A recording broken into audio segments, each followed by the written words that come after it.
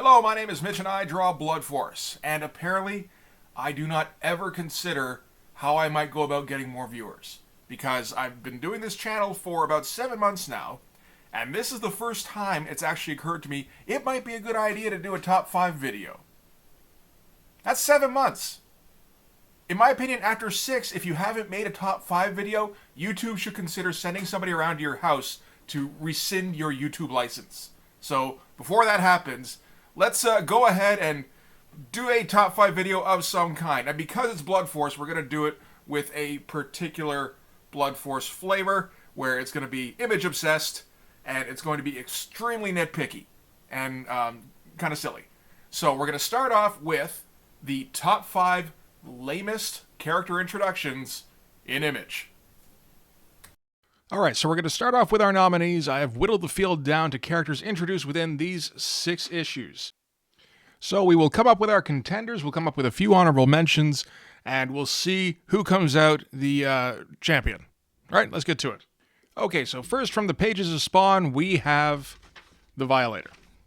Now, obviously the Violator, when he was introduced, was intended to be to have a lame start as a character. He's a short, fat, Danny DeVito looking clown.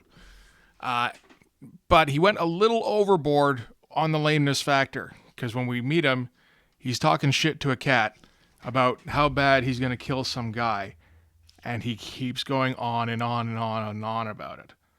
And we do see him later on as the badass demon version of himself, but we don't associate the two at this time necessarily, because, you know, obviously we don't know who these guys are.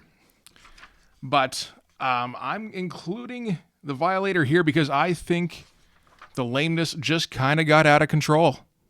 I think this went a little overboard, and actually, ended up being more lame than Todd intended.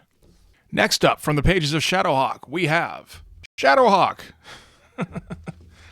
So, Shadowhawk I'm including here because Shadowhawk gets approached by youths and breaks all of their spines. I think this is lame. I know what he was going for, where he gets jumped and he turns the tables and nobody walks away, because that's Shadowhawk's deal. No, I think this turned out much lamer than it should have, because they didn't actually provide any kind of threat before he broke spines. Shadowhawk is just bad at what he does as a character. As a vigilante, you're not doing it right. Also from Shadowhawk, we have Blackjack. So Blackjack is a character. He's an employee of Vendetta here, who trots him out to some homeless girl that she meets for some reason.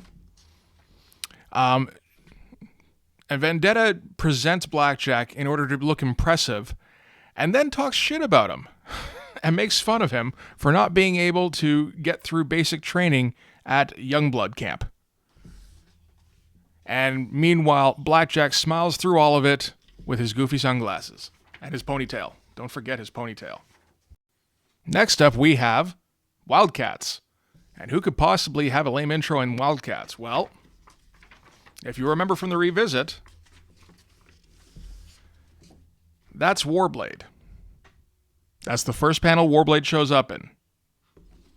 It's a very tiny panel that you could potentially miss. He gets slammed through a wall, and then he gets browbeaten by a midget who leaves, and he looks sheepish. And this is a foundational member of this team that they want you to buy into. We do get a somewhat cooler shot of him later on. Right there.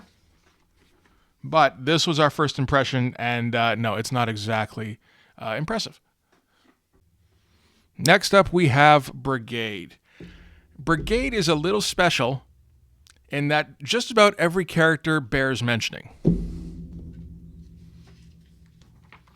We're going to start with Battlestone.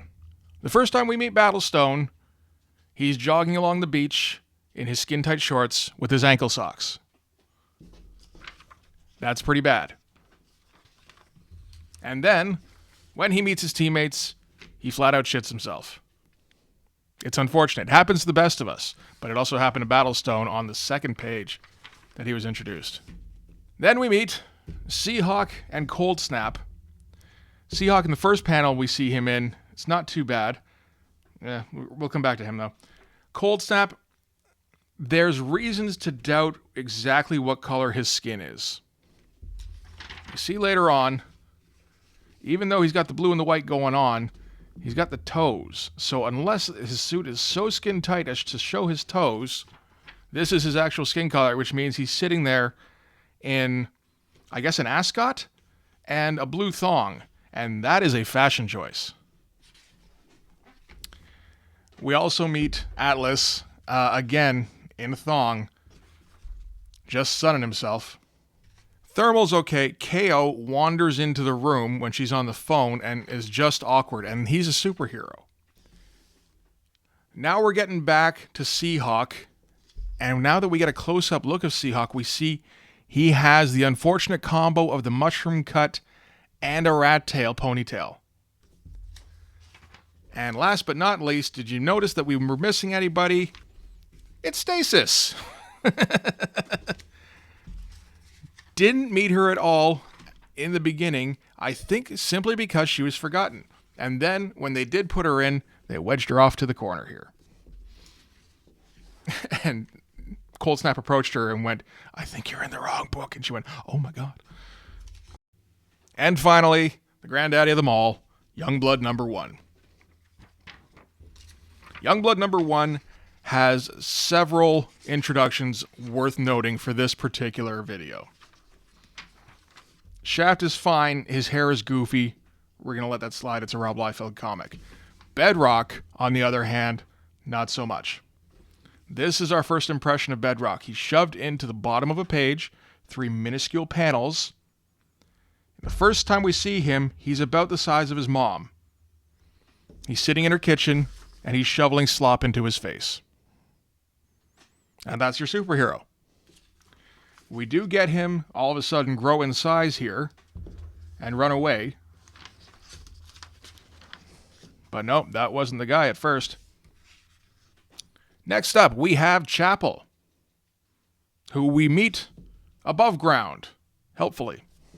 And Chapel wakes up on a mattress with no box spring next to some girl at 1 o'clock in the afternoon. And so he gets a signal to join the team. She says 5 more minutes, and he says no promises. What? So maybe she can get another 5 more minutes of sleep, but he's not guaranteeing it. And then you know the way out. And then I assume he just shoots her here because she just took up that 5 minutes. Next we have Vogue. That was it. Next we have Photon. Right there, that's the whole introduction. He doesn't get to say anything other than one word, sir. And he's moving on to the rest of the team. Photon, by the way, does not show up for the rest of this particular story. He also doesn't show up for the backup story. This was all we saw. He got semi-chewed out by Shaft. He got confused, and then Shaft wandered away because he wasn't worth talking to. So I present to you your nominees. It's a distinguished list to be sure, and we'll have difficulty separating the wheat from the chaff, but this is the task we've taken on today. So we have, from Spawn, Violator. From Shadowhawk, Shadowhawk and Blackjack. From Wildcats, Warblade. From Brigade, Battlestone, Cold Snap, and Stasis. And from Youngblood, Chapel, Bedrock, Vogue, and Photon.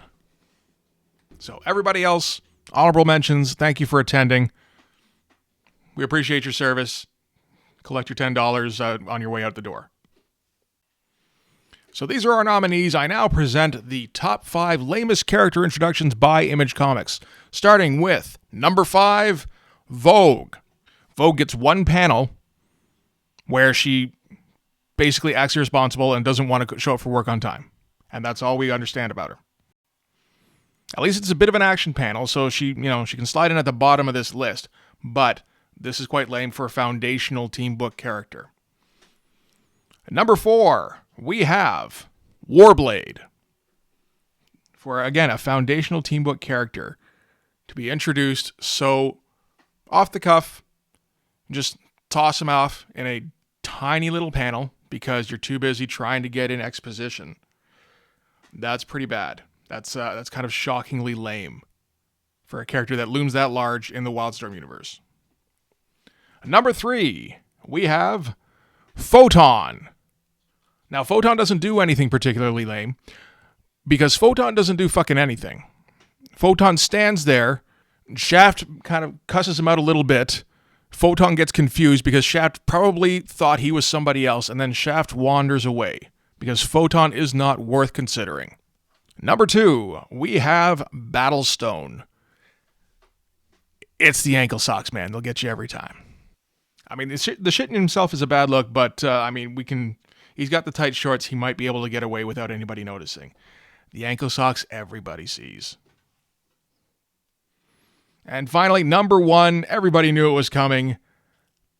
Bedrock. You can't have your big strong guy shoveling slop into his face in his mom's kitchen and then expect that to be a good character. Or at least expect him to make a good impression. He's a foundational character. He's got his own spin-offs. He's got his own toys. He's a big part of the cartoon. He's part of all of the marketing. And that's his introduction. No thought put into it whatsoever. Couldn't come up with anything even remotely interesting. Lamest character introduction. Probably an Image history. Now, I haven't seen all of the Image books, and this is a list that I will undoubtedly update eventually. This is just really out of the books that I've read up to this point. But I feel like this is a good framework to start from. If you disagree with any of my rankings, please leave a comment below. If you like this video, please hit like, hit subscribe, hit the notifications. Go and follow me on Twitter. More importantly, go and subscribe on Patreon. That's where all the Blood Force stuff ends up. That's where all these videos go before they get uploaded to YouTube, usually about a week or so in advance, and that's where all of the Patreon exclusives go as well. So, well worth checking out. Thanks very much for watching this video. I'll see you guys in the next one. Bye-bye.